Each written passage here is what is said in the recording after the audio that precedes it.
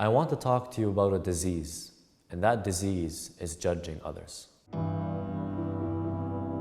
In today's world, we find that there's a common disease that affects many of us, and that is the disease of judging others, where a person might look at an individual and from a preconceived notion that they have about that individual, or from something that they saw them doing, they judge their character and label them and give them a title. You find that our religion totally opposes this type of act, in which the hadiths tell us if you see someone sinning today, don't look at them tomorrow as a sinner. They may have repented during the night. In other words, give that person the benefit of the doubt. Give your brother the 70 excuses that they deserve. That maybe when they were doing that sin, they were doing that action, there was a reason that they were doing it. Not in the sense that it's justification for the sin itself, but rather maybe what they were doing was not actually sinful, but you saw it as sinful and perceived it as sinful in the moment. But if you actually knew what was truly happening, you wouldn't have considered it a sin, because Allah subhanahu wa ta'ala does not consider it to be a sin. In other words, my brothers and sisters, we don't know.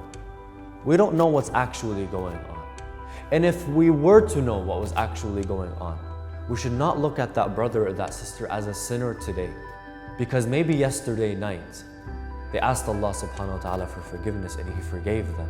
And by me pointing the finger, I myself am falling into sin and stepping further away from Allah subhanahu wa ta'ala while they step closer to Allah subhanahu wa ta'ala. Furthermore, you have some people in the society that not only judge others, they spread that judgment to everyone else in the community.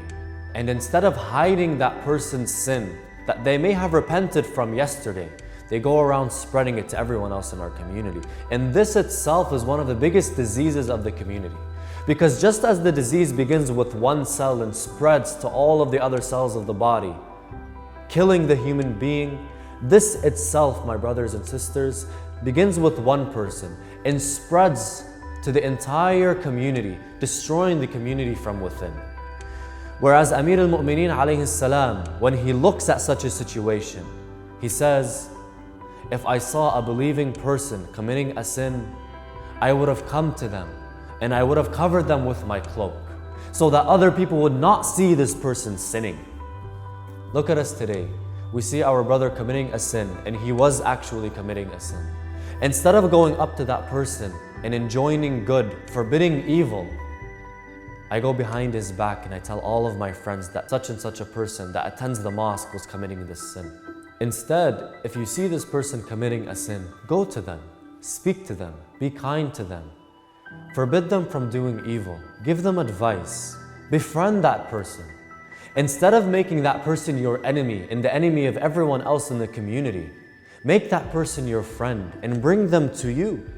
Imam Ali alayhi salam said, I will cover that person so others won't judge him. Not that I will take this person and exile him from the community. In our community, my brothers and sisters, we are exiling people. We are pushing people away from us. We are pushing people from our mosques because we look down on them. Instead, bring them closer. Bring them closer to us. Because if they're not going to learn religion from the mosque, where will they learn it from? Instead of pushing them away from the religion, let me bring them back to the religion.